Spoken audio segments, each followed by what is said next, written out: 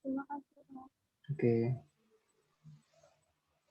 Oke, nanti juga saya taruh rekamannya di LMS ya, teman-teman.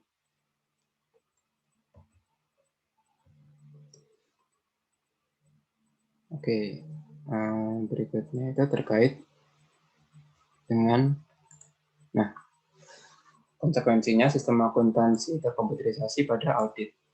Karena tadi sudah menerapkan sistem informasi, maka proses pengauditan oleh auditor juga berubah. Ketika dulunya itu masih menggunakan dokumen fisik, maka ketika auditor melakukan audit, yang dievaluasi adalah bukti-bukti yang berupa dokumen fisik. Tapi ketika dokumen fisik ini hampir hilang, mungkin atau sama sekali hilang, maka auditor itu mengumpulkan dan mengevaluasi buktinya itu dalam bentuk data elektronis gitu. Maka itulah diperlukan TABK.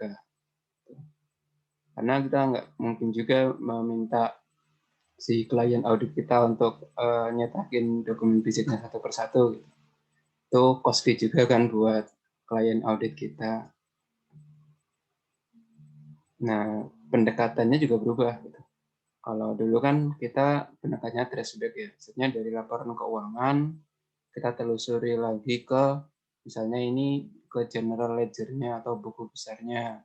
Dari buku besar kita trace lagi ke level transaksi atau level jurnal. Nah, kalau menggunakan sistem informasi, mungkin pendekatan audit yang bisa kita pakai itu adalah audit around the computer atau through the computer. Bedanya apa? Mungkin nanti kita jelaskan di pembahasan mengenai TABK. Tapi pendekatannya berubah. Kita nggak lagi trace back ke belakang, tapi kita bisa fokus pada data elektronik di sistem informasi itu. Baik pendekatannya itu around the computer atau through the computer. Bedanya apa nanti kita bahas. Nah, berikutnya kita bicara mengenai definisi TABK. TABK ini kan ada dua unsur ya, ada teknik audit sama berbantuan komputer. Teknik audit berarti kan pengertiannya itu cara-caranya auditor untuk meroleh pembuktian dengan membandingkan keadaan sebenarnya dengan keadaan seharusnya. Jadi kayak sebenarnya teknik audit itu ya cara pengujian audit yang dilakukan oleh auditor. Bedanya apa dengan teknik audit yang bukan berbantuan komputer adalah di sininya berbantuan komputernya. Jadi kalau TABK ya berarti teknik auditnya itu menggunakan komputer.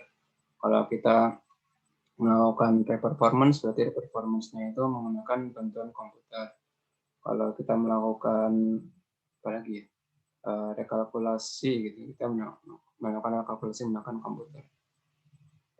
Termasuk ketika mungkin kita tracing gitu, kita bisa juga menggunakan komputer tracing dari laporan keuangan ke jurnal-jurnal terkaitnya dan dokumen pendukung terkait yang bentuknya elektronis. Nah, ini ada definisi TABK yang dikutip dari lampiran per-Irjen tentang pedoman TABK. Ini peraturan internal sih sebenarnya, cuman saya rasa definisinya cukup bagus.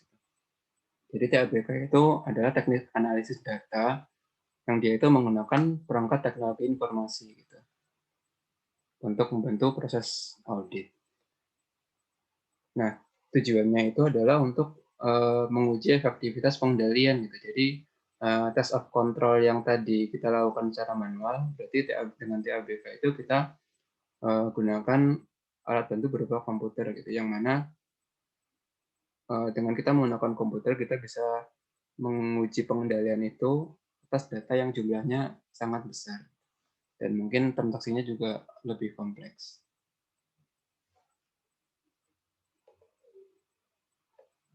Nah, kenapa kita belum belajar TABK? Pertama, seperti yang saya sebutkan tadi, klien pengawasan kita itu sudah menggunakan sistem informasi sebagian besar ya. Mungkin memang masih ada beberapa perusahaan yang belum menggunakan sistem informasi terkomputerisasi. Gitu. Ya dulu waktu di KPC saya juga masih pernah gitu. Ada perusahaan pelayaran yang dia itu masih menggunakan dokumen fisik. Memang perusahaannya juga sepertinya mau collapse juga sih. Jadi ketika itu emang perusahaannya diaudit hanya untuk karena memang kewajiban tahunan aja di audit. Itu masih beneran kita ngebuka, apa ya, ngebuka arsip satu persatu, kita hampir satu ruangan arsipnya, kita buka satu-satu, kita cek memo memo jurnalnya ini ada dokumen-dokumennya atau enggak, kayak gitu. Nah, ketika klien sudah pakai sistem informasi, ya kenapa enggak kita gunakan gitu, data elektronisnya. Terlebih ketika volume transaksinya itu besar. Kita bayangkan misalnya kayak Indomaret. Indomaret ada yang tahu nggak jumlah cabangnya itu ada berapa ya kalau di Indonesia? Kayaknya kan banyak banget ya, maksudnya dalam berapa meter aja itu bisa ada lebih dari satu Indomaret. Misalnya ada 260.000 Indomaret, 260.000 Indomaret, terus sehari katakanlah pengunjungnya itu ada 300 orang. 300 kali 260.000 cabang dikali 365 hari, kan banyak banget ya volume transaksi yang harus kita uji. Dan jadi nggak praktikal gitu kalau kita menguji secara manual. Kita yang pusing sendiri jadinya. Hanya ya kenapa kita nggak gunakan data elektronik saja, gitu. Kita olah menggunakan TABK. Dan ini juga terkait sama efisiensi waktu kegiatan audit. Karena kan kalau di akuntan publik yang bukan audit yang dilakukan oleh pemerintah, yang dilakukan oleh kantor akuntan publik, itu kan kantor akuntan publik itu sebenarnya juga perusahaan kan sebenarnya. Jadi dia itu juga perusahaan yang menyediakan jasa, itu jasa audit. Ya dia juga pasti berorientasi pada profit. Kalau misalnya pelaksanaan audit kita itu lama karena memang datanya yang volumenya besar, ya otomatis biaya yang dikeluarkan juga besar. Mungkin biaya untuk penginapan kalau misalnya auditnya itu di luar kota, ketika memang ada data elektronis yang bisa digunakan, ya kenapa enggak kita olah aja data elektronis itu. Mungkin baru kalau misalnya ada anomali yang perlu dilihat di bukti fisiknya, baru kita cek ke bukti fisiknya. Sampai sini mungkin ada yang mau ditanyain dulu.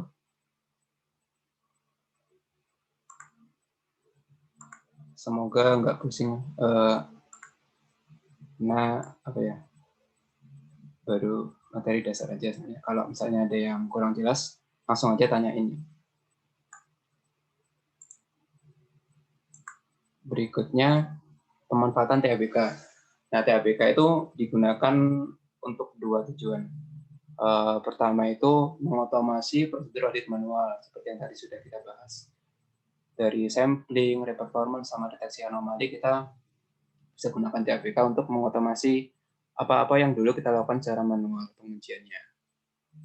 Kemudian TABK juga bisa kita gunakan sebagai alat bantu atas audit TI. Ketika kita melaksanakan audit teknologi informasi, kita perlu TABK, gitu. Karena objek audit kita adalah teknologi informasi itu. Kita menguji pengendalian-pengendalian yang ada di aplikasinya. Ya mau nggak mau kita harus menggunakan TABK. Kalau yang atas kan opsional sebenarnya. Dilakukan menggunakan prosedur manual pun bisa. Gitu. Cuman kalau misalnya ada data elektronik yang bisa kita gunakan, ya kenapa? Nah, pendekatan audit berbasis komputer. Ini seperti yang tadi saya jelaskan. Kalau secara umum kan sistem informasi itu terdiri dari input, kemudian diproses melalui sistem informasi, lalu ada output, berupa misalnya laporan keuangan. Nah, audit itu dia bisa dilakukan secara around atau through the computer. Bedanya apa? Nah, kalau audit around the computer itu biasa dikenal sebagai black box approach. Artinya kita menganggap sistem informasi itu sebagai kotak hitam yang sama sekali nggak kita lihat. Jadi di pendekatan itu auditor ngambil dokumen sumber terkait transaksi input, terus dibandingkan sama outputnya. Jadi kesimpulan auditnya itu nanti kita nggak mempertimbangkan sama sekali pengendalian di aplikasi gitu. Kita uji aja datanya gitu.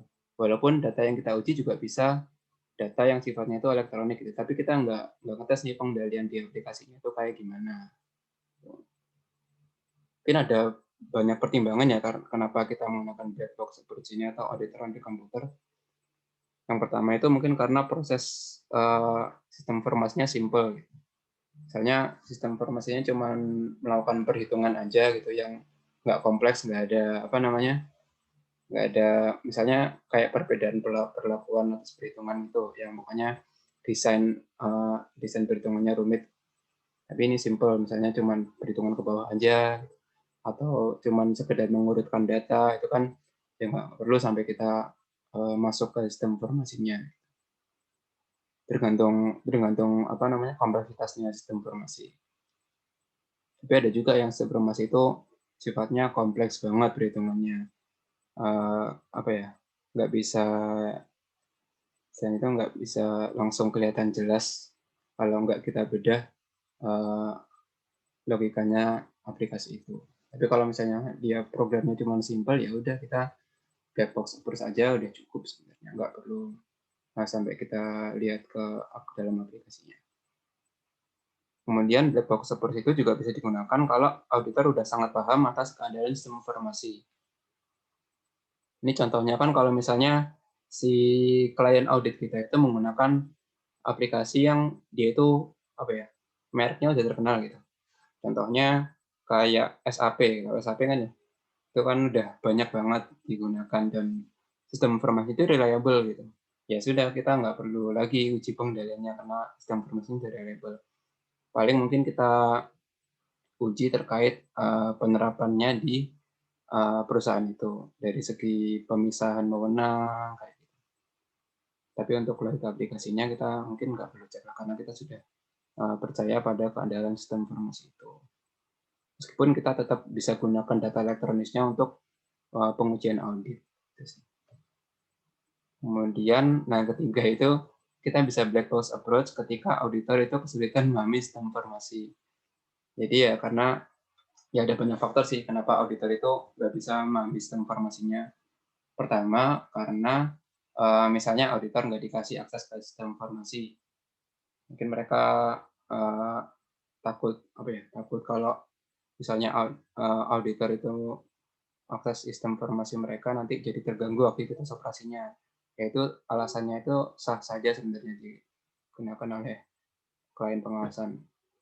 Jadi ya kalau memang auditor nggak dapat akses ke sistem informasi, ya udah kita uji datanya aja. Atau memang seperti yang tadi, sistem informasinya itu terlalu kompleks sampai kita nggak bisa memahami sistem informasinya, ya udah kita uji datanya aja deh. Nah, beda lagi dengan white box approach. Kita benar masuk ke sistem informasinya. Di sistem informasi itu ada pengendalian kan. Nah, kita cek di sistem pengendaliannya udah berjalan atau belum. Nah, kalau pendekatan teknisnya auditor to komputer ini ada banyak. Mungkin teman-teman bisa baca sendiri aja kali ini.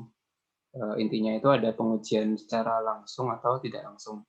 Langsung tidak langsung ini ada kaitannya dengan apakah kita itu melakukan pengujian langsung di aplikasinya klien pengawasan. Kalau tidak langsung itu datanya kita ambil terus kita olah di luar. Bedanya itu aja sih pendekatannya. Tools yang kita gunakan ada banyak. Kita bisa pakai spreadsheet. Spreadsheet itu kan biasanya kita kenal Excel. Google Sheet juga bisa. Pokoknya aplikasi untuk mengolah data yang melakukan kalkulasi yang simple. Itu kita bisa gunakan untuk DMPK. Database Management System. Nah ini kalau misalnya klien pengawasan itu menggunakan basis data gitu, dan kita melakukan pengujiannya itu langsung ke basis datanya. Jadi kita nggak download dulu datanya jadi Excel, tapi kita langsung bikin script SQL misalnya gitu. Kita bisa pakai SQL Server Management Studio, kita bisa pakai MySQL, MS Access tergantung sama apa yang digunakan oleh klien audit kita. Ya kita ngikut aja sama mereka. Mereka pakainya apa ya kita pakai DBMS itu. Terus ada juga kita bisa pakai general audit software itu berapa mereknya, mungkin ada ACL atau IDEA, itu macam-macam lah tergantung perusahaan kita itu menyediakan apa, kantor akuntan publik itu menyediakan apa, atau unit audit kita itu nanti menyediakan apa untuk jenis audit software-nya. Kita nggak pakai generalist audit software pun bisa juga sebenarnya. Karena kan emang kalau kita pakai generalist audit software kan bayar ya, maksudnya, dan bayarnya itu nggak sedikit gitu. Kita harus memperbarui lisensi itu tiap tahun. Dan ACL itu pembaruan lisensinya itu per user per tahun. Jadi berapa usernya harus kita bayar gitu. Kalau misalnya katakanlah satu kantor akuntan publik itu ada 100 user gitu yang install ACL, ya kita harus bayar lisensi sebanyak itu. 100 kali berapa ya? Saya lupa berapa, tapi yang pasti angkanya jutaan. Ya itu cukup costly kan kalau dibandingkan sama pendapatan dari jasa audit. Kalau kita bicara di kantor akuntan publik yang swasta ya. Kalau di pemerintah kan kayaknya kalau sama pengadaan software kan kayaknya lebih dermawan misalnya gitu. Jadi berapa aja tuh ayo ya. Meskipun juga tetap ada pertimbangan terkait ekonominya sih. Nah, kalau mungkin mau yang gratisan bisa aja sebenarnya. Kita gunakan analisis tool yang lain. Mungkin kita bisa gunakan bahasa pemrograman Python, itu kan ada library yang namanya Pandas ya. Cuman emang kita harus belajar terkait scripting-nya. Itu opsi aja sebenarnya sih. Tapi kalau misalnya ada Excel ya itu udah cukup memadai juga untuk kalkulasi yang sederhana. Dan juga Power BI atau Tableau untuk visualisasi datanya.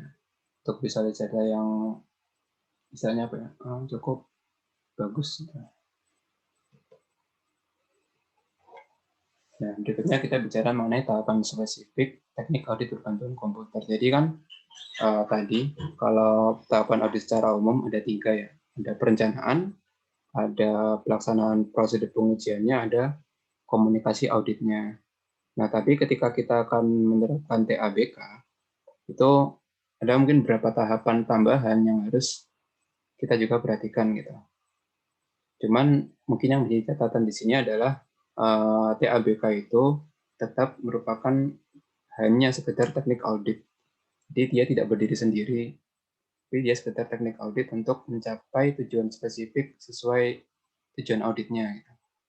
Jadi dia hanya alat saja. Dan karena kita menggunakan data elektronis yang mana akhirnya kita pakai TABK, ada beberapa hal yang harus kita lakukan. Ada pemahaman sistem informasinya, terus kemudian kita menentukan kebutuhan datanya, lalu kita peroleh data atau download datanya, terus kita melakukan pemahaman data, yang terakhir ini salah. Yang terakhir itu kita melakukan uji validitas data, nomor 5 ini. Dan belum saya edit. Oke, sebelum saya masuk ke tahapan spesifik, mungkin ada yang mau didiskusikan dulu. Silakan.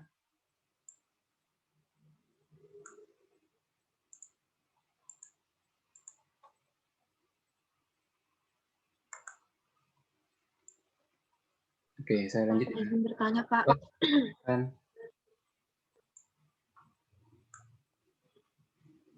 Kalau ini Pak, untuk audit through sama around komputer itu berarti itu nggak terikat ya Pak, harus yang mana? Iya. Maksudnya kalau misalnya around itu kurang, boleh lanjut ke pakai yang through, berarti pendekatan itu bebas ya Pak? Iya, pendekatannya bebas aja. Tergantung pertimbangan-pertimbangan yang tadi disebutkan. Kalau memang yang memungkinkan adalah kita pakai through the computer, misalnya karena kita paham terkait, kita butuh paham terkait logika aplikasinya karena sistem informasinya itu banyak pengendalian yang melekat di situ, ya kita boleh aja pakai audit through the computer. Gitu. Dengan konsekuensi, kita juga harus memahami sistem informasinya juga. Tapi kalau misalnya sistem informasinya simple, ya udah kita pakai audit around the computer aja gitu. Kita uji datanya aja. Gitu, Mbak.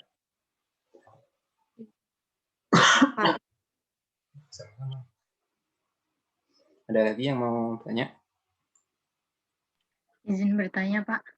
Silakan Mbak Ratna. Melanjutkan pertanyaan si Yesha tadi tuh, berarti kasus-kasus yang paling banyak ditemukan tuh yang through atau yang around?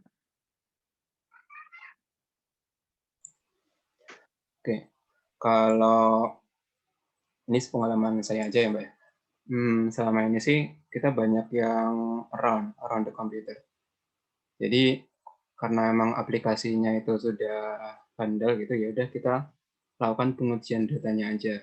Kita melakukan pengujian data sesuai kayak apa ya? Kayak misalnya kita lakukan rekalkulasi kayak gitu-gitu.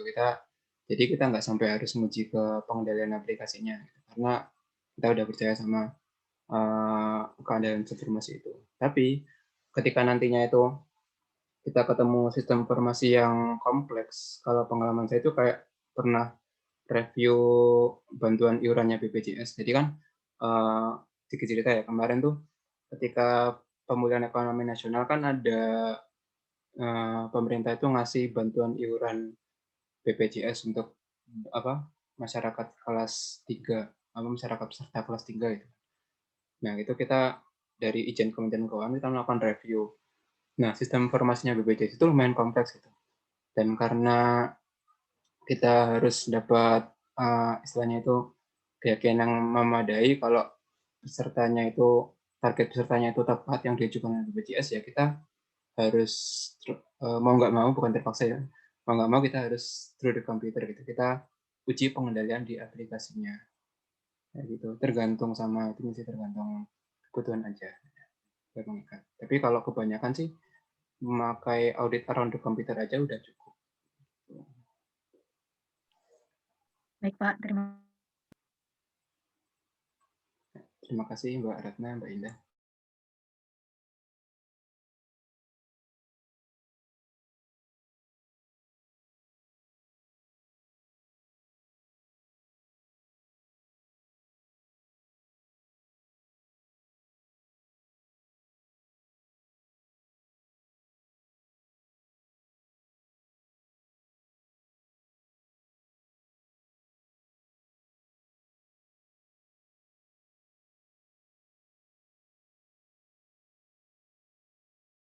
Pak, maaf masih mute.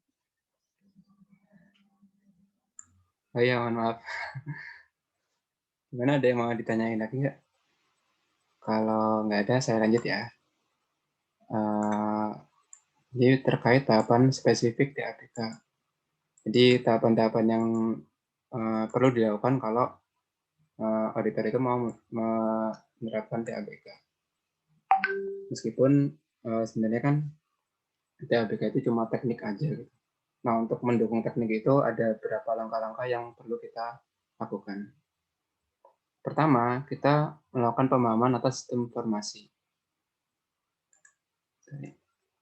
Nah, kita melakukan pemahaman atas sistem informasi karena pemahaman atas sistem informasi kan sebenarnya kalau di perencanaan audit tadi itu dia masuk di test of design kan.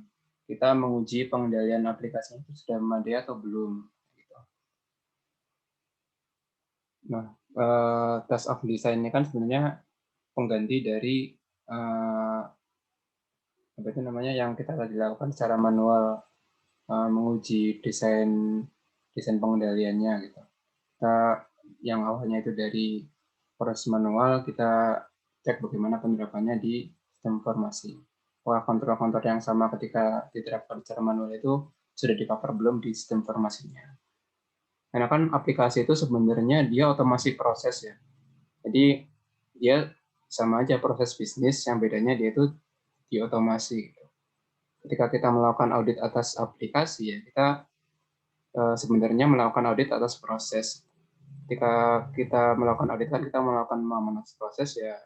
Ketika kita audit sistem informasi, kita perlu pahami juga sistem informasinya seperti apa.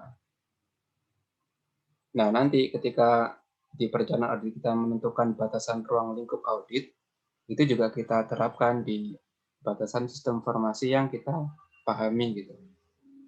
Misalnya audit kita itu hanya fokus di siklus penjualan aja, misalnya kayak gitu ya.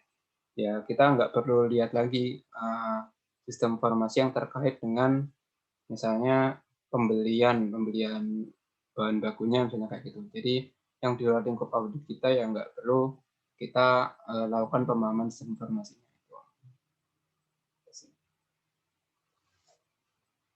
Kalau di publik kan contohnya ada, kalau di pemerintahan kan ada yang namanya Sakti ya, udah pernah dengar belum Sakti?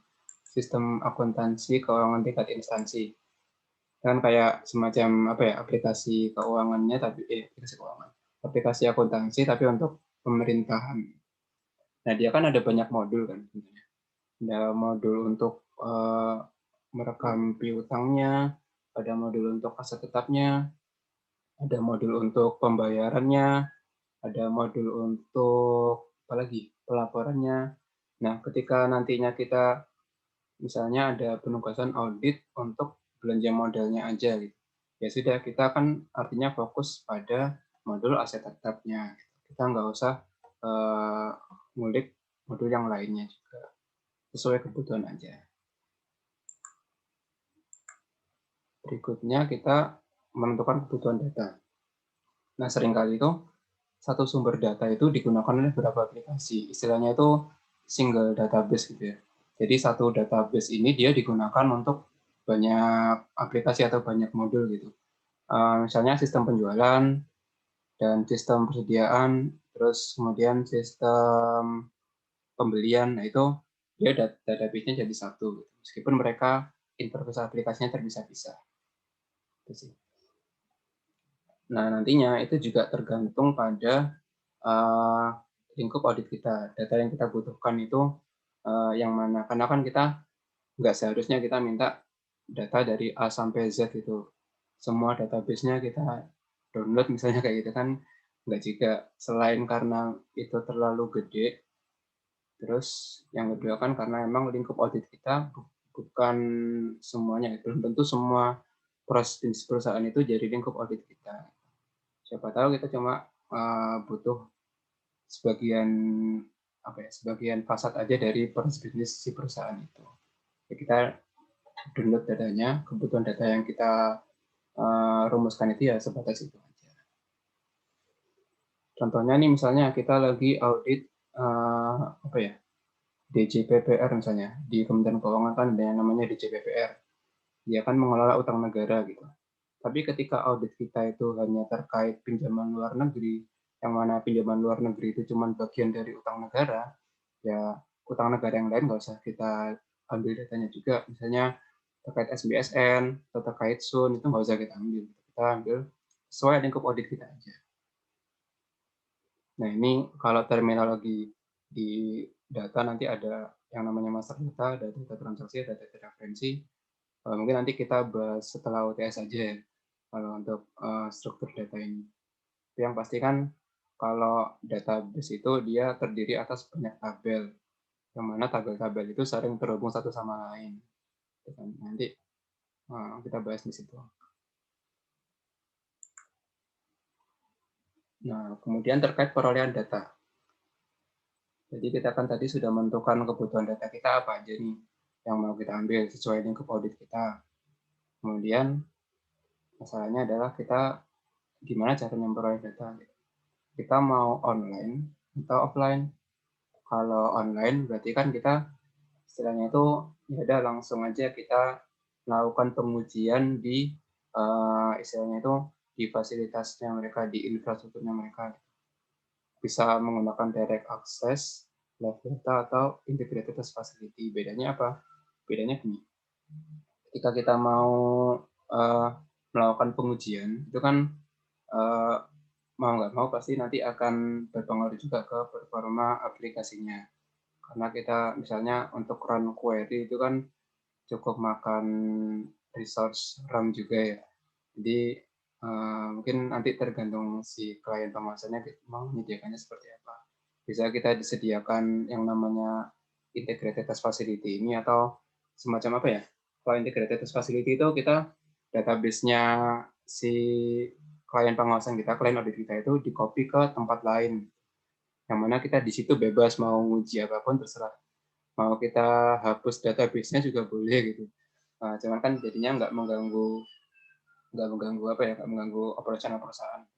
Kalau di direct access tapi langsung kita utak-atik datanya, itu kan sangat mengganggu kinerja aplikasi secara operasional gitu. Bisa-bisa aplikasinya down. Gitu. Atau kita bisa juga secara offline, dalam arti datanya kita unduh dalam format apapun, bisa Excel, bisa apa ya, macam-macam, bisa XML, bisa JSON, makanya macam-macam, tergantung datanya nanti disediakan dalam bentuk apa. Kita download, kita olah sendiri di komputer pribadi. Nah, ini tergantung banget sih sama apa namanya kapasitas komputer kita. Kalau misalnya memang perangkatnya apa ya, RAM-nya nggak seberapa gede ya, kayak gitu, ya ngos-ngosan juga gitu, bisa sampai run apa namanya pengujiannya itu sampai seharian. Dan apa ya, kalau untuk perolehan data tuh kita jadi harus siap-siap dengan berbagai macam jenis data. Kadang datanya itu juga aneh-aneh gitu. Kalau dapat berupa Excel kan itu ideal banget ya, bisa langsung dibuka pakai Excel. Tapi kalau misalnya kita dapat dalam format lain, kayak misalnya, ya saya dulu pernah tuh dapat data formatnya PCL. PCL itu apaan? Coba kan nggak ngerti. Terus pas coba googling, oh lah ternyata itu isinya kayak XML. Tahu XML kan ya? XML tuh sebenarnya juga nggak langsung berupa data yang berbentuk tabel gitu sih. Dia ada apa ya? Masih berupa teks gitu, dan itu masih harus diolah lagi. Cukup PR juga kalau misalnya kita nemu data-data yang formatnya aneh-aneh kayak gitu. Dia emang sebagai auditor, kalau misalnya kita mau menemukan TABK, kita siapkan mental untuk menerima berbagai macam jenis data. Bisa format apa aja, banyak sih macam-macam. Bisa MDB, bisa juga JSON, macam-macam lah. Di kayak wildlife itu sebegitunya, sebegitu unpredictable-nya gitu. Nggak bisa diprediksi kita mau dikasih data yang seperti apa. Oke, setelah kita dapat data, kemudian kita lakukan pemahaman data. Nah, ini ada hubungannya sama struktur sama relasi antar tabel. Ya, kita lihat aja dari kamus datanya itu, oh ini tabelnya tabel apa sih isinya. Kolomnya ini maksudnya apa. Kita pahami itunya, struktur datanya itu apa isinya. Terus kita juga pahami apakah tabel ini tuh ada hubungannya dengan tabel yang lain, misalnya kayak gitu. Kadang-kadang kan tabel itu isinya cuma kode-kode aja ya. Misalnya tabel penjualan gitu. Nama produk yang dijual itu nggak langsung kelihatan, misalnya penjualan kecap ABC, nggak langsung kelihatan nama produknya kecap ABC, tapi kecap ABC-nya diganti kode produknya sesuai di database. Misalnya A001XWS, itu kan nggak jelas yang jualan apaan, A01XWS. Itu kita lihat informasi terkait produknya ini di tabel yang lain. Oh, ada relasinya ternyata. Baru nanti kita gabung-gabungkan. Gimana cara menggabungkannya? Nanti kita belajar di pertemuan-pertemuan berikutnya. Nah, kita juga lakukan pemahaman atas jumlah dan periode rekornya. Jadi kan kita audit itu apa ya, tergantung sama periode tertentu gitu. Jadi lingkup audit kita itu adalah atas misalnya untuk tahun 2020 aja gitu. Nah, kita juga perlu pastikan bahwa data yang kita terima itu hanya yang di periode itu saja, cut off-nya misalnya. Cut off-nya itu sudah sesuai atau belum. Jangan sampai ada yang kurang, tapi kalau kelebihan mungkin juga nggak masalah gitu. Tapi yang penting jangan sampai kurang. Misalnya kita mau audit data tahun 2020, tapi dapatnya cuma bulan Desember aja. Gitu. Jadi nggak bisa diaudit kayak gitu kan. Terus jumlahnya juga pastikan sama dengan yang di database-nya klien. Jangan sampai kurang. Karena kan kadang-kadang ada kendala teknis juga yang menyebabkan data itu jadi kurang dikasih. Nah ini maksudnya itu uji validitas data ya. Karena kan data elektronis itu tetap perlu kita uji dulu datanya ini bisa nggak sih kita gunakan untuk kebutuhan audit kita. ada dua paling nggak yang kita cek tuh, kelengkapannya sama validitasnya. Kelengkapan itu yang kayak tadi saya bilang, semua data di periode audit kita itu sudah tercakup dan sampai ada yang kurang. Karena bisa aja kurang sebenarnya, karena apa? Ketika misal datanya itu di-download di tengah jalan itu keputus karena koneksi internet, bisa aja jadi data yang kita peroleh jadi berkurang. Kemudian validitas data itu kita cek juga, misalnya pakai logika umum aja, misalnya kalau ada kolom yang berupa tanggal, ya pastikan formatnya itu sudah sesuai format tanggal. Jangan sampai ternyata nanti ada data 32 Februari 2009 misalnya kayak itu, ada tanggal 32 bulan Februari lah, makin nggak mungkin. Kayak kita cek juga validitas datanya, siapa tahu datanya nggak valid itu karena ada kesalahan transportasinya, maksudnya kesalahan ketika kita ngambil datanya. Nah, nanti kalau misalnya ketika kita menemukan masalah, baik dari sisi kelengkapan atau validitasnya, langsung aja kita sampaikan ke auditi. Karena biar mereka tahu gitu kalau datanya ini ada masalah gitu. Mereka bisa bantu untuk mengambilkan datanya yang benar dan lengkap. Oke, mungkin untuk sesi 1 itu materinya. Ada yang mau ditanyakan? Pak, izin bertanya. Silakan, Mbak Yunida. Iya, Pak.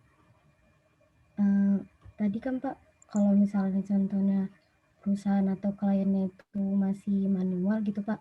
Terus KAP-nya dia udah sistem atau udah modern gitu lah kan, Pak. Nah, jadi KAP-nya itu nanti ngerjain atau mengauditnya itu jadi manual juga atau di input-input gitu datanya jadi ke sistem atau justru setengah-setengah gitu, Pak. Ada yang sistem, ada yang manual gitu, Pak. Ya. Jadi kalau misalnya nih, ini case-nya berarti auditornya itu udah punya skill untuk melakukan TABK, gitu. Tapi ternyata klien auditnya itu masih menggunakan manual. Ya mau tidak mau harus manual, Mbak. Karena kita juga menyesuaikan dengan si klien auditnya.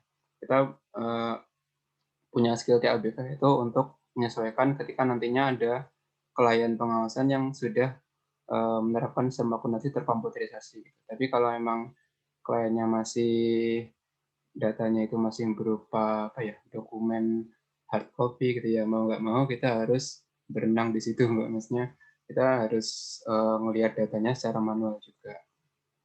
Cukup time consuming memang sih. Jadi apa ya, mungkin kertas kerja audit kita itu udah di Excel gitu ya, tapi kita jadi kadang-kadang memang harus entry lagi apa yang ada di dokumen itu gitu sih. Memang itu effortnya gede banget ya kayak gitu. Berarti mungkin untuk kakaknya aja gitu ya, Pak, di input gitu. Kalau untuk perolehan data-datanya tetap manual gitu ya, Pak? Manual. Oh iya. Baik, Pak. Terima kasih, Pak. Itu emang apa ya, jarang banget yang kayak gitu sekarang, tapi masih tetap ada kemungkinan kita ketemu klien audit yang seperti itu. Ada lagi yang mau ditanyakan? Izin bertanya, Pak. Oh iya, silakan Mas Isan. Izin bertanya, Pak. Kalau misalkan audit manual sama pakai TABK itu biayanya sama apa beda, Pak? Oke, dari sisi biaya ya. Terima kasih, Pak. Iya, Pak. Terima kasih, San. Nah, mungkin kita bicara dari sisi biaya kan ada dua berarti ya kalau kita menerapkan TABK. Biaya dari sisi perangkatnya sama biaya dari sisi fieldwork auditnya atau audit di lapangannya. Nah, ketika kita menggunakan TABK, kita bisa saja biayanya itu gede dari sisi untuk pembelian softwarenya, untuk pembelian perangkatnya. Tapi itu masih bisa kita masih bisa banyak solusinya gitu, masih banyak workaround-nya. Kita gunakan yang berbiaya minimum pun bisa. Berarti tadi contohnya kita bisa gunakan Python gitu kayak gitu apa? Kita gunakan library pandas dari Python yang emang gratis gitu. Cuman effortnya adalah kita memang harus belajar sintaksnya kayak gitu, belajar codingnya. Ya apa namanya? Enaknya kalau kita pakai software semacam ACL itu kan dia apa ya, menu-menu pengujiannya itu udah terstandar gitu, udah disiapkan di situ pengujiannya. Hanya untuk pengujian depresiasi kita tinggal run aja menunya kayak gitu. Tapi yang paling bisa jadi jalan tengah sih kita pakai Excel gitu. Kita pakai Excel aja, kita lakukan apa namanya, analisisnya menggunakan rumus-rumus Excel. Kayaknya kalau Excel kan hampir di semua perangkat ada, dan kalaupun mau beli itu masih murah sih. Kalau misalnya kita pakai Excel 365 itu kan masih langganan per tahunnya masih terjangkau lah kalau untuk perusahaan sih. Gitu. Terus mungkin apa ya? Ya itu sih. Bisa pakai Excel selama datanya itu nggak lebih dari Excel itu maksimal row-nya berapa ya? 1 juta. Aku lupa berapa. Pokoknya Excel itu kan ada batas maksimal datanya kan. Batas maksimal row-nya. Nah, itu ketika data si klien pengawasan itu lewat dari row itu, ya mau nggak mau kita harus cari jalan lain selain Excel. Gitu.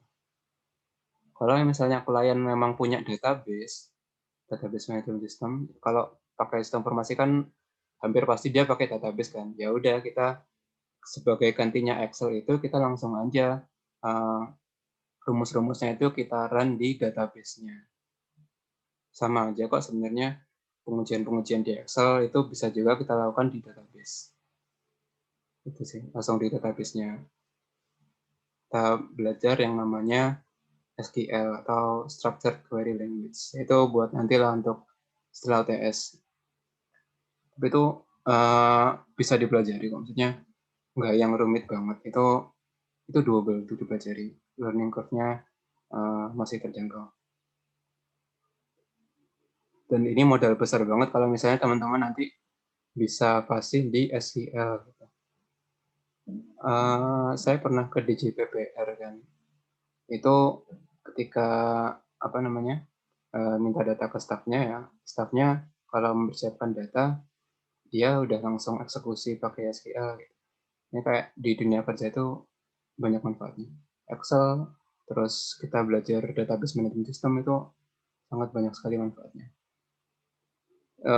Logika kita dalam melakukan pengolahan data, melakukan analisis data itu valuable banget.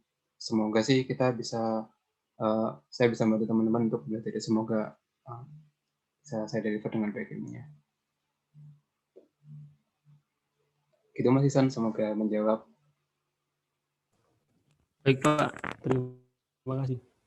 Oh ya, untuk sesi kuliah kalau pagi itu sampai jam berapa ya? 7:30, 2,5 jam. Jam 10 ya? Iya, Pak. Oke, berarti tinggal setengah jam lagi.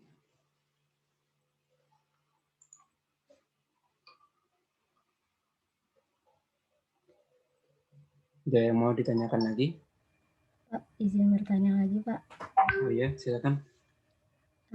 Tadi sedikit bingung sih, Pak. Jadi kan kalau misalnya di pemerintahan gitu, Pak. Misalnya kayak yang Bapak bilang, kayak pakai modul aset tetap gitu, Pak. Itu kan udah by system gitu.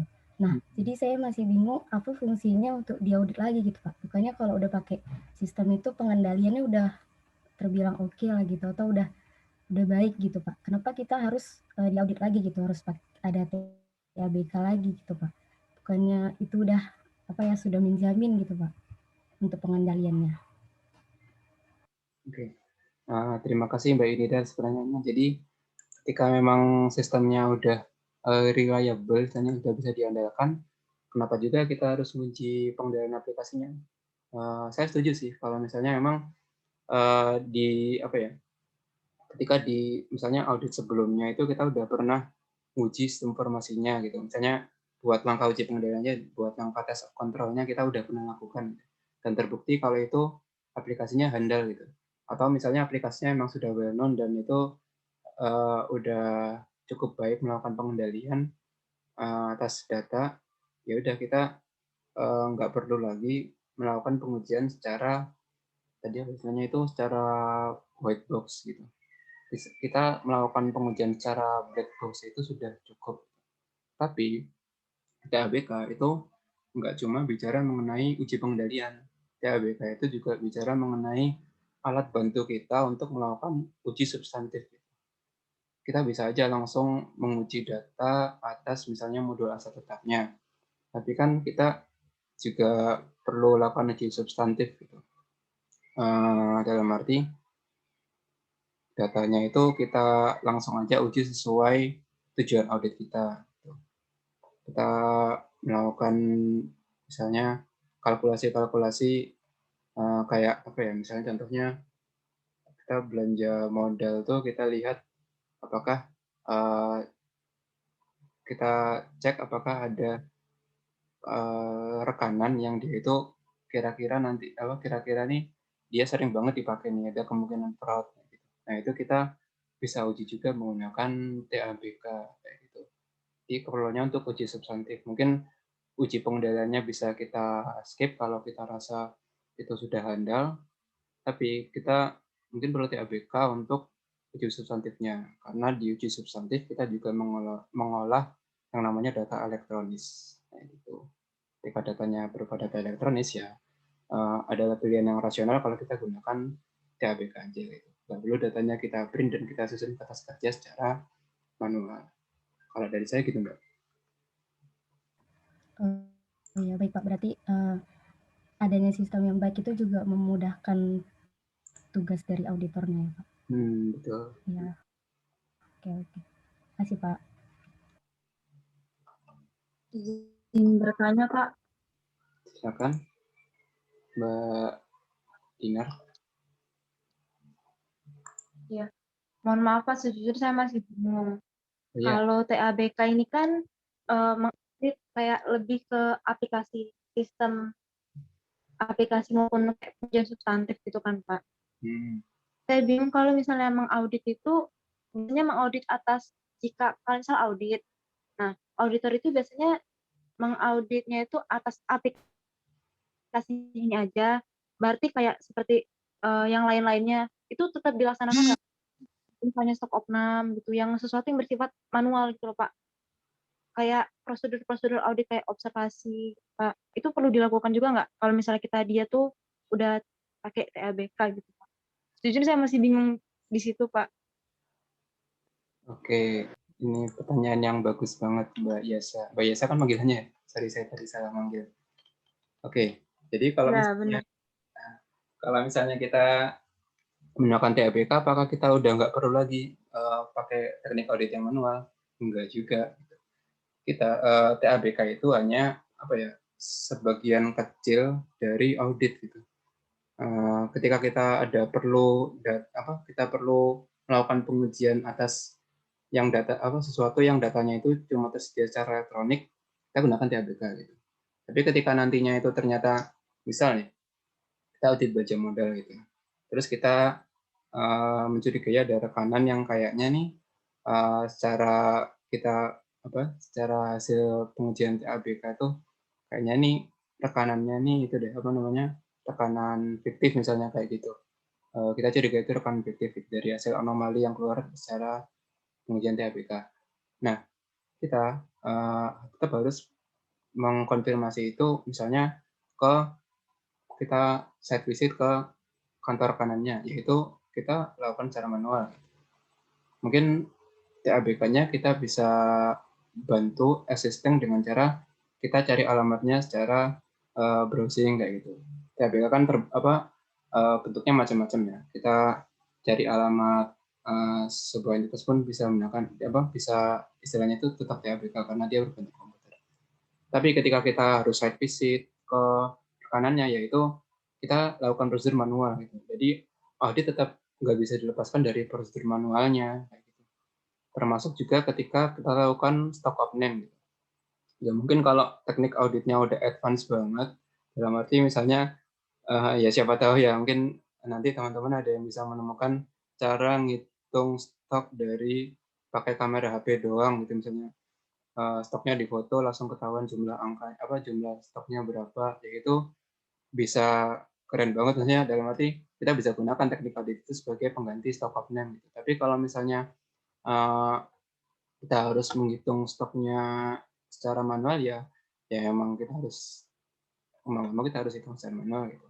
Karena metode yang kita ketahui untuk menghitung stock of name, maksudnya metode yang kita ketahui untuk memastikan stok itu sesuai jumlahnya, ya baru stock of name secara manual, hitungan stoknya secara manual. Atau contohnya misalnya kayak apa lagi masih manual ya?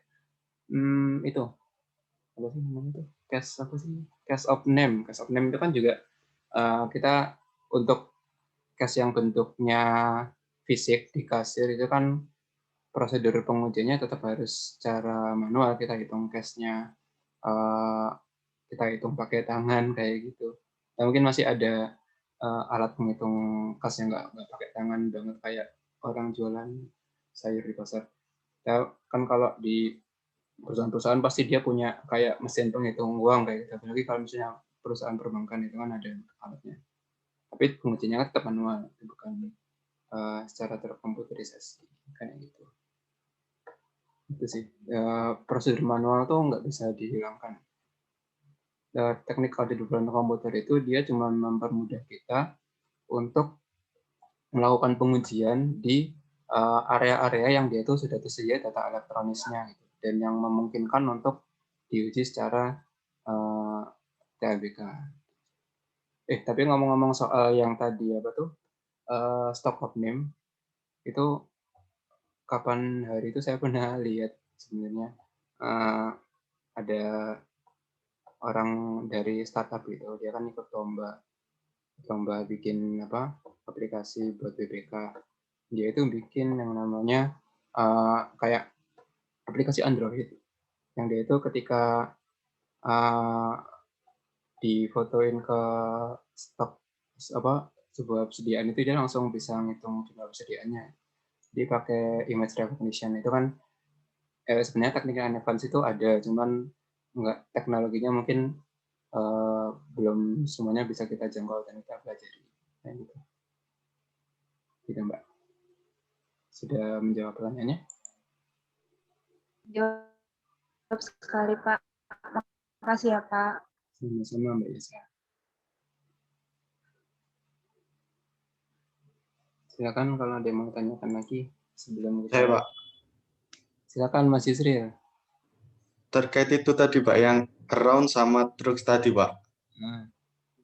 Masih belum paham, Pak. Itu jadi itu auditor tuh sebelumnya itu dulu ya, Pak, yang terus dulu mengaudit kayak aplikasinya gitu sama sistemnya, baru yang around kita atau gimana, Pak?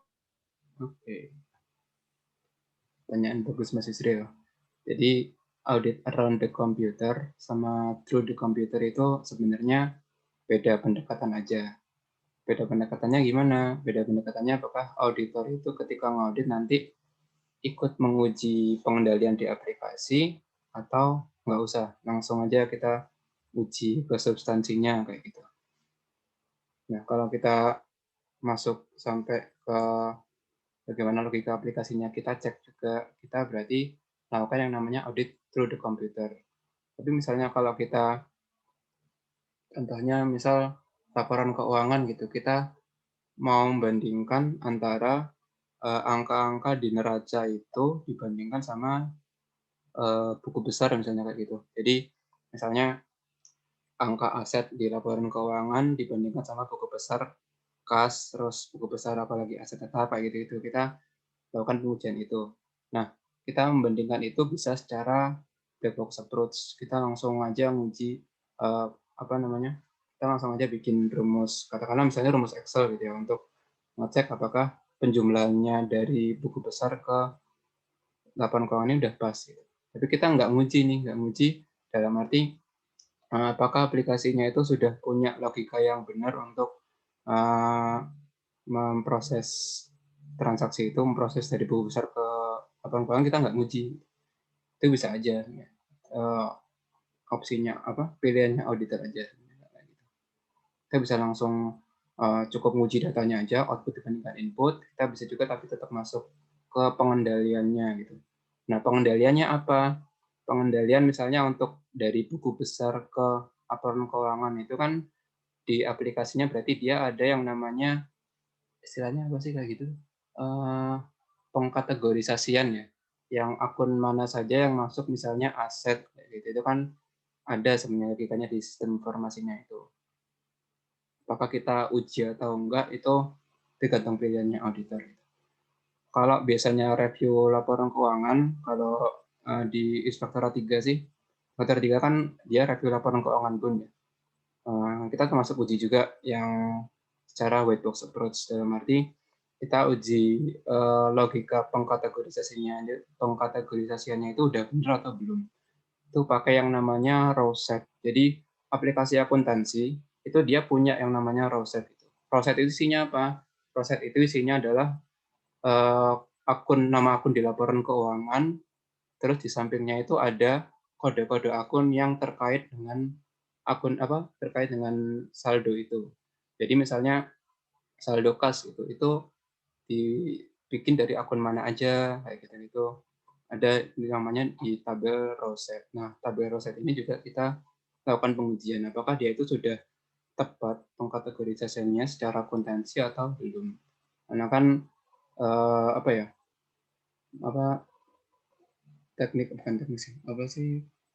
panduan untuk pengakuntansian itu kan kadang memang berubah tiap tahun gitu. Dalam arti akun-akunnya itu kadang ada yang sudah tidak dipakai, terus akunnya itu bisa berganti kayak gitu. Itu mau kita tetap harus lihat secara white box aja. Karena kalau kita uji secara white box. Karena kalau kita uji secara black box aja, kita bandingkan output dengan input, otomatis jumlahnya sama kan. Akun akun aset tuh setelah kita jumlahkan ke buku besarnya cocok. Cuman apakah akunnya ini sudah pas dimasukkan ke situ atau belum itu kan harus kita uji. Gimana Mas Sri? Iya Pak. Terima kasih Pak. Sama-sama Mas. Jadi kembali lagi itu opsi aja, opsi yang bisa dilakukan oleh auditor sesuai kebutuhan di lapangan seperti apa. Pertanyaan yang bagus Mas, biar konsepnya makin jelas lagi. Silakan kalau mau ada yang tanyakan lagi.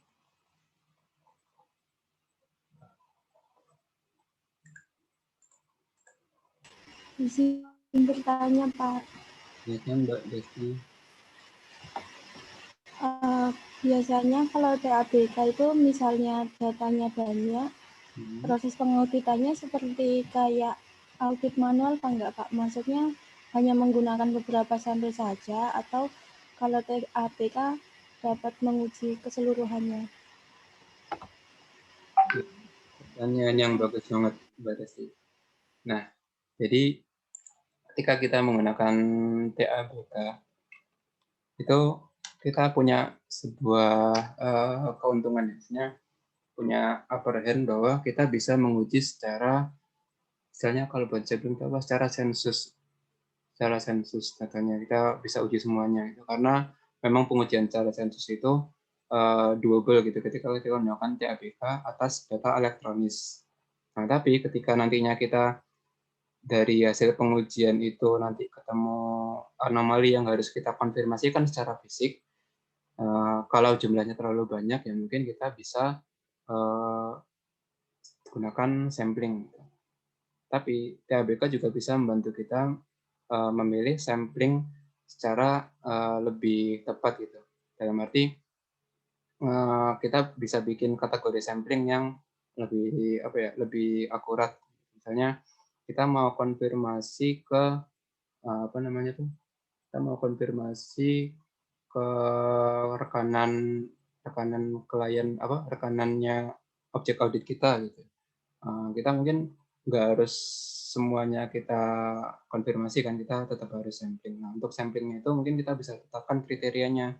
Yang kita mau sampling itu yang dia rekanan yang dipakai lebih dari 20 kali dalam setahun dan jumlah belanjanya itu di atas 20 juta misalnya kayak gitu. Itu kita bisa menggunakan TABK untuk melakukan sampling itu. Gitu sih. Untuk melakukan filter data itu. Baik Pak, terima kasih. Sama-sama, Mbak.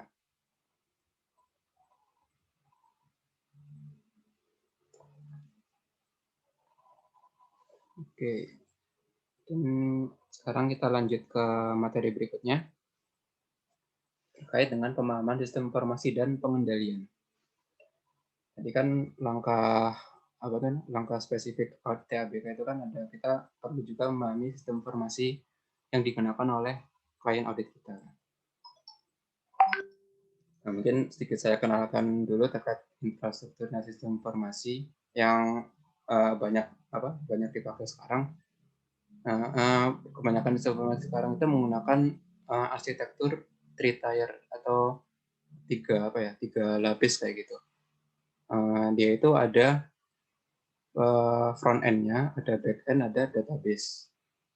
Front end itu apa? Front end itu aplikasi yang kita lihat yang kita gunakan secara fisik. Misalnya kayak kita akses Facebook di di komputer. Tapi kayaknya nggak ada yang pakai Facebook. Misalnya kita pakai Twitter deh. Twitter di aplikasi mobile atau di desktop. Itu kita mengakses front end-nya dari aplikasi itu. Jadi kita hanya mengakses aplikasi yang mana itu dia cuma bertindak sebagai front end. Front end itu dia bertugas mengatur tampilan aplikasinya, terus dia kayak action penggunanya itu dia jadi antar muka di situ, kayak misalnya kita kalau di Twitter ada like terus retweet, itu logikanya itu tanggung jawabnya front end. Nah, nanti apa yang dilakukan terhadap ketika user itu mengklik like di Twitter, itu prosesnya ada di back end gitu. Jadi dari front end sini misalnya dari HP kita ngeklik like gitu. Terus kita klik like itu diinformasikan kepada back end. Nah, ketika back end itu menerima, oh si Otong ini melakukan like ke tweetnya seorang gitu. Jadi dia langsung proses logika tertentu, misalnya untuk menyimpan informasi like itu di database. Gitu. Jadi dia di front end ini dia cuma ngirim informasi aja, ngirim actionnya pengguna itu apa aja, yang dilakukan pengguna itu apa, logikanya diproses di sini di back end. Back end ini nggak kelihatan sih karena kita sering akses di front end aja. Terus datanya disimpan di database. Disimpan atau mengambil data itu tugasnya back end untuk diberikan lagi ke front end-nya ini. Nah, terkait dengan pengendalian, nanti otomatis bahwa pengendalian aplikasi itu akan terletak di front end sama di back end juga ada. Front end terkait dengan pengendalian pengendalian terkait validasinya kayak gitu, itu ada di front end. Di back end nanti logika pengolahan datanya seperti apa. Dia ada 3 layer, ada presentation layer, application layer, sama database layer. Nah, gitu. Nah, ini konsekuensi penerapan sistem terkomputerisasi. Jadi pengendalian yang tadinya itu misalnya kalau dulu secara manual itu berupa tanda tangan di dokumen fisik, sekarang tergantikan oleh yang namanya pengendalian umum dan pengendalian aplikasi. Jadi pengendalian di sistem terkomputerisasi itu ada 2 macam. Ada pengendalian umum, ada pengendalian aplikasi. Kalau pengendalian umum, dia itu levelnya udah level entitas, dalam arti itu sudah level kebijakan gitu. Nah, misalnya pengendalian umum ini terkait dengan pemisahan wewenang staf. Itu kan levelnya kebijakan ya, bukan di level aplikasi. Nah, nanti kalau misalnya di tingkat aplikasi, pengendalian yang diberikan itu kayak misalnya kalau kita ngerekam tanggal, itu tanggalnya harus valid, kayak gitu, itu pengendalian di tingkat aplikasinya, di transaksinya. Itu pengendalian aplikasi itu tertanam di aplikasi, tapi bisa juga enggak. Dia sifatnya spesifik dan sesuai sama alur proses, dan fokusnya itu di usernya. Tapi kalau pengendalian umum, dia itu biasanya fokusnya itu ke infrastruktur TIK-nya, misalnya terkait instalasi antivirus, itu kan dia sebenarnya nggak terkait langsung dengan aplikasi, tapi terkait dengan lingkungan di mana aplikasi itu diinstal. Kayak gitu. Seperti misalnya juga pengendalian umum tuh masang apa ya, bikin gate buat biar yang bisa masuk ke kantor itu cuman karyawan perusahaan itu namanya pengendalian umum. Nah, sifatnya bukan ngatur aplikasinya langsung, tapi di level perusahaannya, level kebijakan. Nah, pengendalian aplikasi atau pengendalian sistem itu berdasarkan tahapannya dia bisa pengendalian atas inputnya. Jadi dipastikan bahwa input yang dimasukkan ke dalam aplikasi itu telah diotorisasi, terus udah akurat dan lengkap. Terus pengendalian atas prosesnya itu biar apa yang di entry ke dalam aplikasi itu diproses secara benar. Bagaimana logika pemrosesannya seperti apa. Kemudian pengendalian atas outputnya juga. Jadi dipastikan bahwa outputnya itu lengkap, akurat, dan hasil outputnya itu digunakan oleh pihak yang berwenang saja. Nggak semua staf perusahaan bisa mengakses laporan keuangan. Gitu. Jadi user penggunanya itu dibatasi untuk yang bisa lihat laporan keuangan di sistem informasi itu siapa aja. Contohnya kayak gitu. Nah, kalau berdasarkan sifat interaksi manusia, pengendalian aplikasi atau pengendalian sistem itu bisa dibagi menjadi 3. Ada manual, ada semi manual, ada terotomasi. Kalau manual itu berarti masih ada masih dilakukan oleh manusia. Tetap aja ada pengendalian yang dilakukan oleh manusia. Seperti misalnya ngitung cash register kayak gitu di kasir. Kan tetap aja kasirnya harus tiap akhir hari itu ngitung cashnya secara manual terus di-entry ke aplikasi. Meskipun endingnya di-entry di aplikasi, tapi dia ngitung cashnya secara manual. Terus ada juga yang sifatnya semi manual atau IT dependent manual. Ini kalau misalnya ada pengendalian di aplikasi, tapi misalnya harus melalui misalnya harus diklik dulu oleh penggunanya. Misalnya semi manual ini contohnya otorisasi transaksi. Transaksi hanya bisa diotorisasi oleh misalnya direktur perusahaannya. Nah, itu pengendalian sifatnya semi manual. Dia melakukan klik di aplikasi, tapi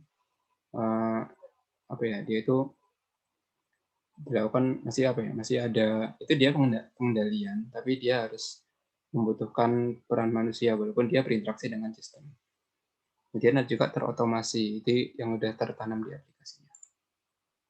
Nah, contohnya seperti ini. Ini kita punya contoh aplikasi kasir. Kemarin saya nemu di Facebook. Jadi kan di Facebook itu kadang-kadang ada, kalau di grup-grup pemrograman tuh ada yang share share aplikasi yang mereka buat yang bisa dicoba oleh masyarakat publik gitu. Silakan kalau mau ngetes kayak gitu. Oke, ini contohnya kayak gini. Ini contohnya dia bikin aplikasi POS. POS itu apa sih? Point of sales ya, kasir. Aplikasi kasir gitu. Nah, dia itu ada beberapa pengendalian di sini. Misalnya ketika dia merekam penjualan, dia itu di sini tinggal milih aja produknya itu apa aja gitu kan. Jadi jangan sampai nantinya ada transaksi yang nggak valid karena dia melakukan penjualan atas barang yang sebenarnya nggak ada di database perusahaan itu. Tahu-tahu dia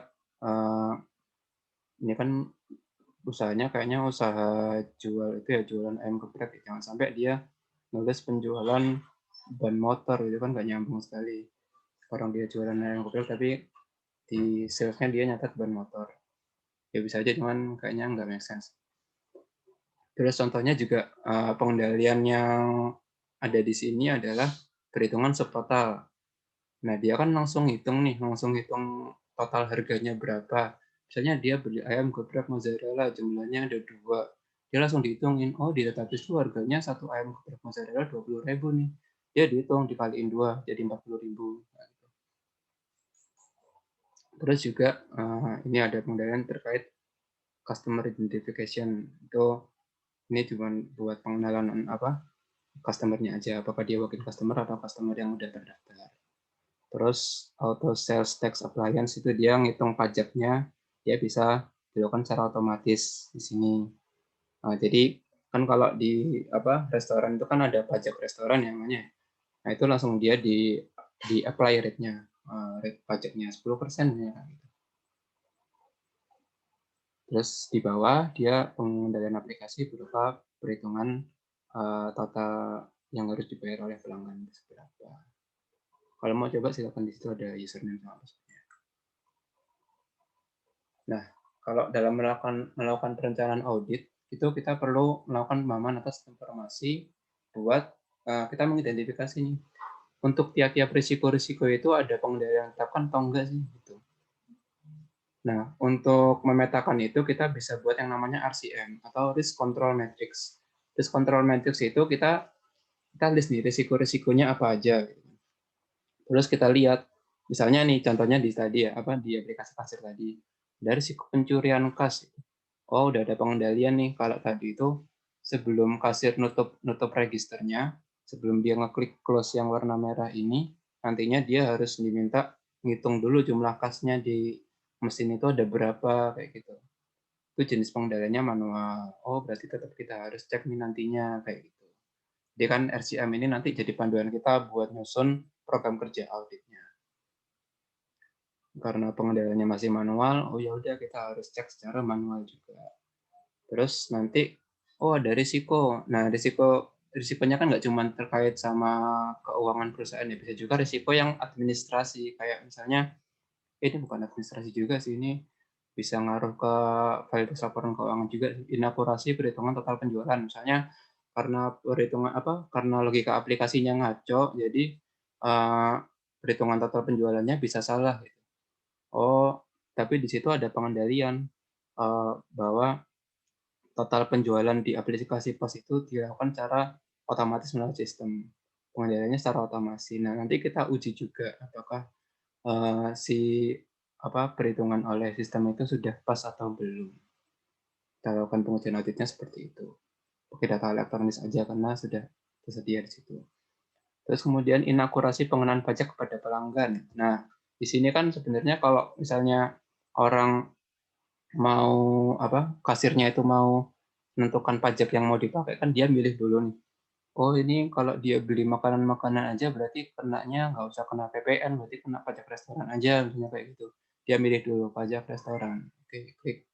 IT dependent manual kan masih ada staf kasir yang dia itu harus milih sendiri mana pajak yang harus ditetapkan.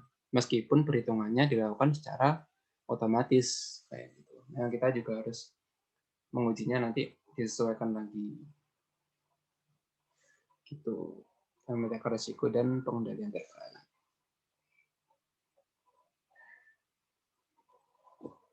Dari sini ada yang mau ditanyakan? Udah mau jam 10, waktunya udah mau habis.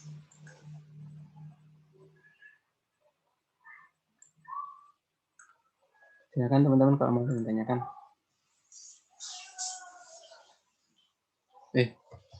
Ketahuan tugasnya. Oke, silakan.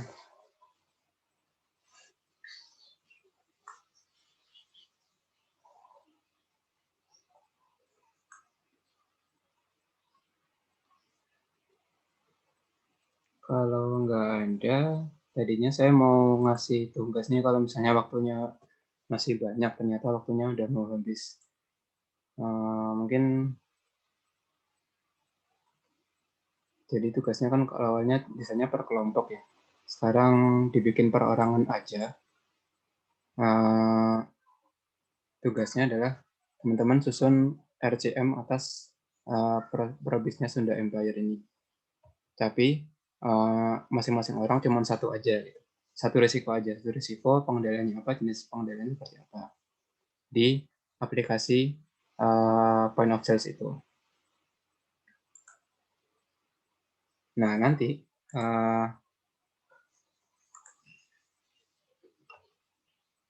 di aplikasi point of sales kan tadi saya login di usernya kasir.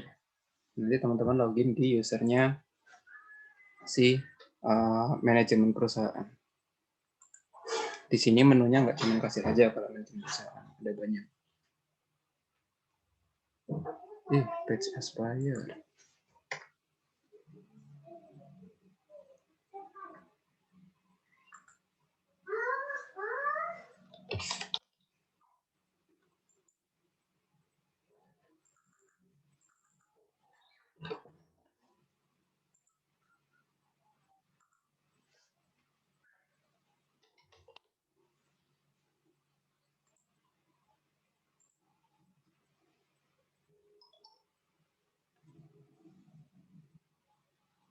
Nah, nanti di situ tuh ada banyak modulnya. Ada modul products, ada modul purchase, ada modul sales, ada modul expense, ada modul records. Jadi kalian pilih saja satu risiko dan identifikasi pengendaliannya udah ada apa belum dan jenis pengendaliannya seperti apa. Nanti saya buatkan tugasnya di LMS. Silakan diisi. Satu risiko aja, nggak usah banyak-banyak.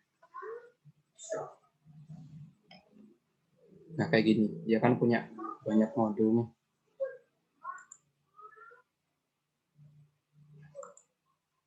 Di identifikasi satu risiko, terus kemudian pengendaliannya apa. Nanti slide-nya yang baru ini saya upload juga di LMS. Untuk tugasnya juga.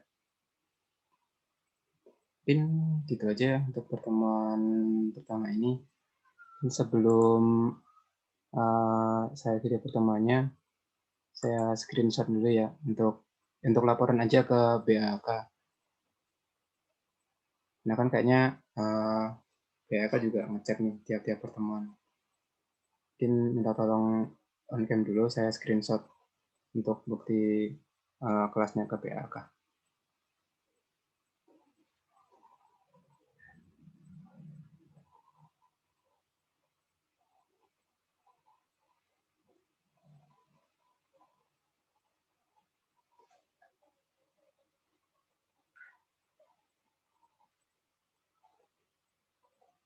Oke.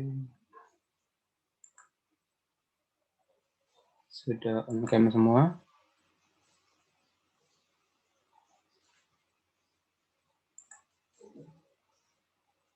Mbak Yunida.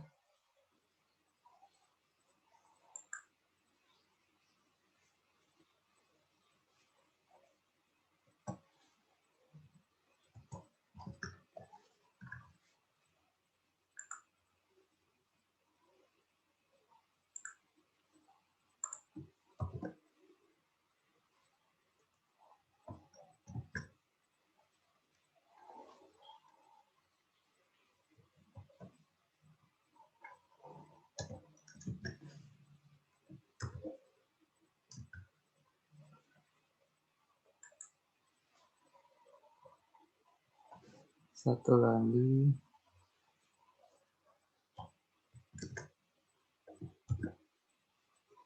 Oke, sudah. Terima kasih. Mungkin pertemuan pertama itu aja. Jadi nanti kalau misalnya teman-teman ada yang mau didiskusikan, silakan aja. Japri boleh, di grup yang Telegram itu juga nggak apa-apa, silakan aja. Mau ada yang mau ditanyakan atau ada yang mau didiskusikan. Monggo, saya terbuka 24/7 selama nggak tidur. Itu mungkin untuk pertemuan pertama ini. Ya, untuk pertemuan minggu depan, kalau hari Kamis kebetulan saya ada acara di STAN, jadi kayaknya minta tolong ke Mbak Delvi untuk di reschedule jadi hari lain ya Mbak. Izin Pak, kemarin itu udah nanya ke anak-anak kelas dan ternyata voting yang menang itu hari Senin sesi 1 jam 7.30. Oh, hari Senin sesi 1 ya Mbak? Ya. Jam 7:30 kayak ini juga? Ya, benar. Oke. Hari Senin itu aja berarti opsinya ya Mbak? Oke, bisa sih. Ya, bisa nggak apa-apa. Hari Senin aja berarti ya Mbak? Senin jam 7:30. Berarti tugasnya juga mepet banget. Kalau tugas gampang lah, itu bisa deadline-nya bisa panjang, Mbak. Nggak masalah. Oke, mungkin untuk pertemuan pertama segitu dulu. Makasih banyak atas atensi teman-teman, atas proaktifnya, atas pertanyaan-pertanyaannya. Saya sangat berterima kasih, sangat mengapresiasi teman-teman sekali. Ya, teman-teman perhatikan banget materinya. Terima kasih banyak. Semoga pertemuan pertama ini bermanfaat untuk teman-teman ke depannya. Apapun nanti jalur karir teman-teman. Semoga bermanfaat. Mungkin dari saya itu saja. Terima kasih. Selalu jaga kesehatan. Kalau mau kemana-mana keluar, jangan lupa pakai masker. Pokoknya 3M-nya jangan dikendorin lah. jaga kesehatan juga, tetap rajin olahraga sama makanan yang sehat. Itu aja mungkin dari saya. Terima kasih banyak. Assalamualaikum warahmatullahi wabarakatuh. Waalaikumsalam warahmatullahi wabarakatuh. Terima kasih, Pak. Terima kasih, Pak. Terima kasih, Pak. Saya N ya kelasnya. Oke, terima kasih.